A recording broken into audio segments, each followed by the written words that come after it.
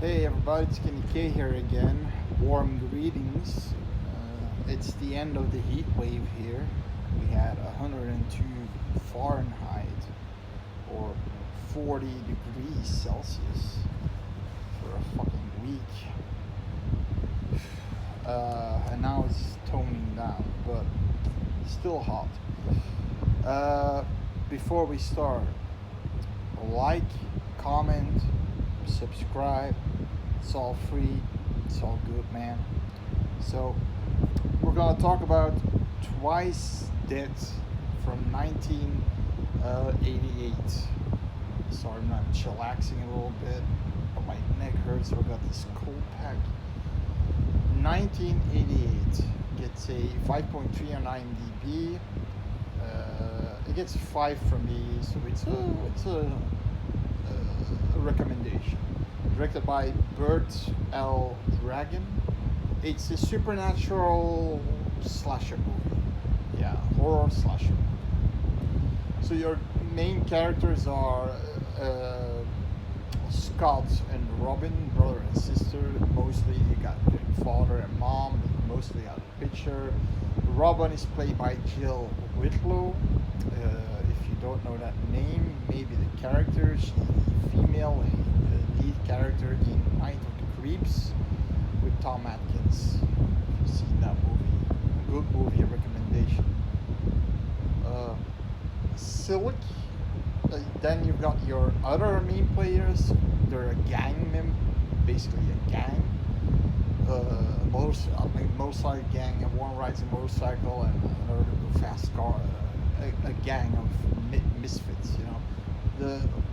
Their names are Silk is the leader, Crip is his second hand, you know, his second in command.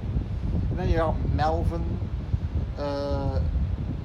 Now Crip is played by a guy named Jonathan Chapin. You may not know this, but he is he's one of the victims and characters in one of the worst Halloween movies sequels you have in Halloween 5.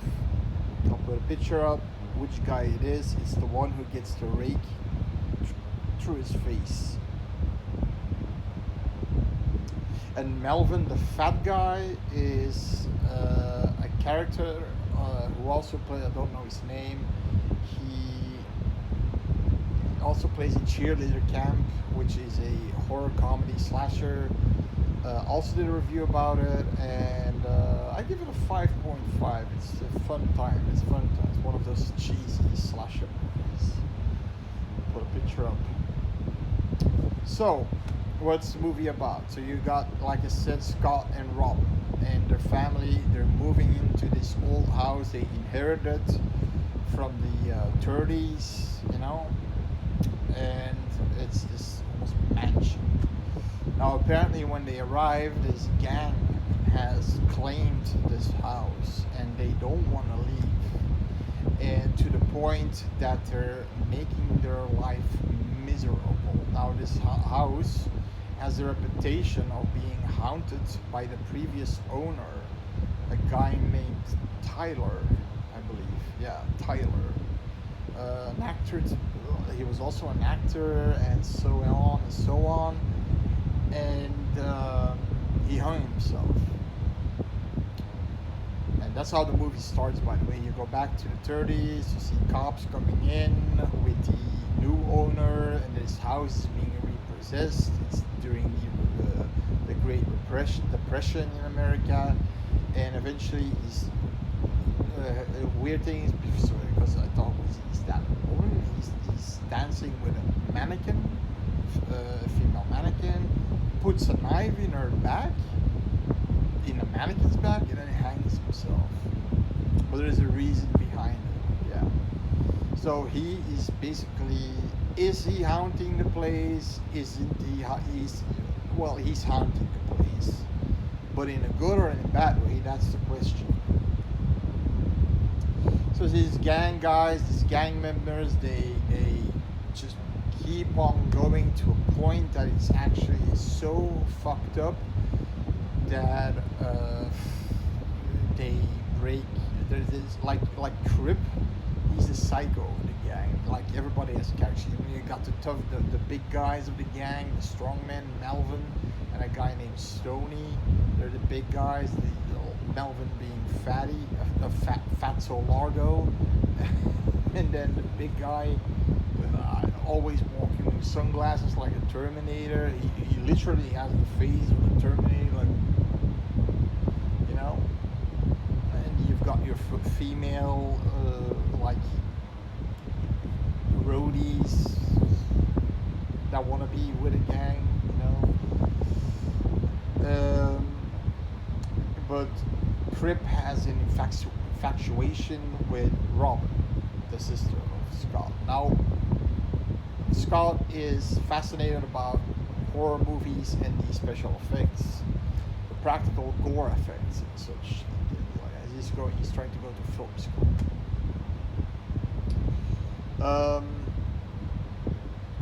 At some point, apparently his folks have a problem with the dad owned a company, but he went bankrupt, and they want to take everything away from them. So he has to go to Boulder because they were living in Colorado, Boulder, Colorado, but now in the gangbang streets of LA, which is a completely different story. And like I said, they don't understand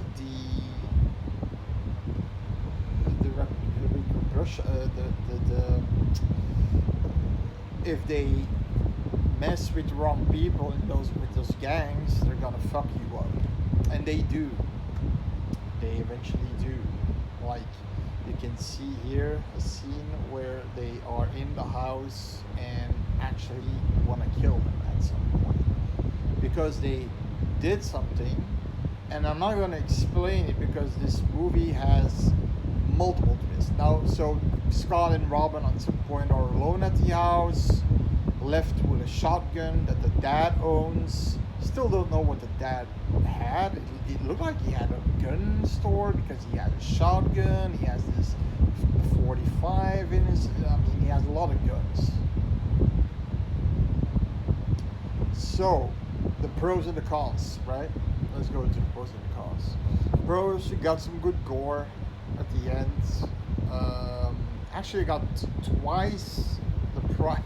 You got gore twice for the price of one, and that's a hint of a twist that I'm not gonna spoil because weirdly enough, the gang breaks and enters in a movie at the 45-minute mark. The movie is an hour and 30 minutes long, so, and it's all about the gang, the brother and sister pissing them off, and the Tyler the ghost who is residing in that mansion. So you got some good gore. Here's a scene of Melvin Fatso Lardo, who the ghost basically takes possession of his bike because he's driving over the mannequin that was found that was stabbed in the back by Tyler, and he eventually gets his comeuppance. Like, you can see the bike is ramming into his big fat face. He's an asshole. That's why I'm saying Fatso Lardo. He's an asshole until he bashes his brains in with the bicycle. And you got some cool effects. You see his face is completely messed up. So that's a pro. You got some good kills. You got a couple on the bed fucking, and one of the guys is trying to take something from the cupboard and the nightstand, and he's being electrocuted. And meanwhile, while he's electrocuted, his penis goes into the woman, and she's like, "Oh hell yeah!" But then she dies. So I guess she died from coming. She followed. You see her boobs, like okay. The acting wasn't that bad. No. it was okay.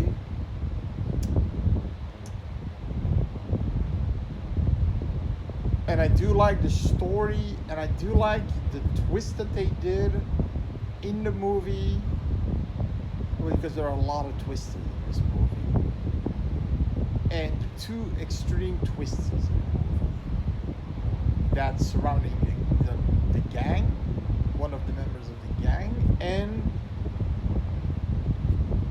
the breaking into the house, trying to get rid of them, right?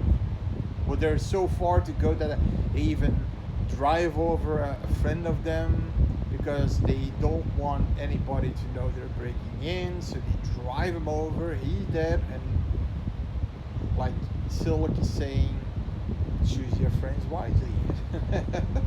And then Crip is like caressing his hair, so he's fucked up in the head.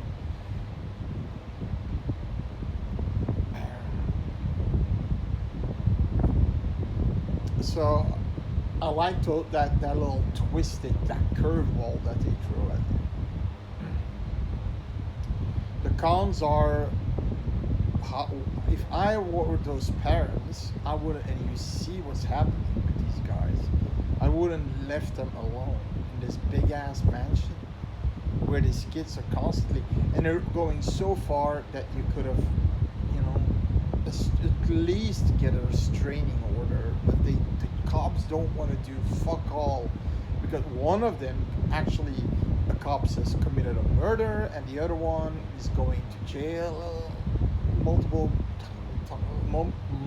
times for 6 months on a row, and even then they can't do jack shit, and they're leaving their kids alone, but he leaves his shotgun with his son. And I mean, I'm thinking to myself, okay, but they have to go to Boulder to the courthouse, and then they call, and they're saying, "Oh, we're gonna stay a week longer." Why? Oh, just because they probably love it in Boulder.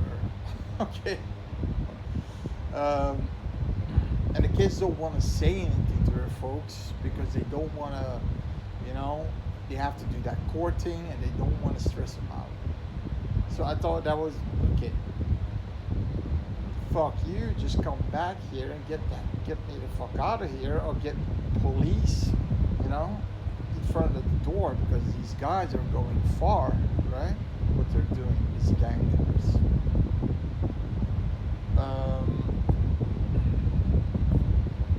Another con was the ending.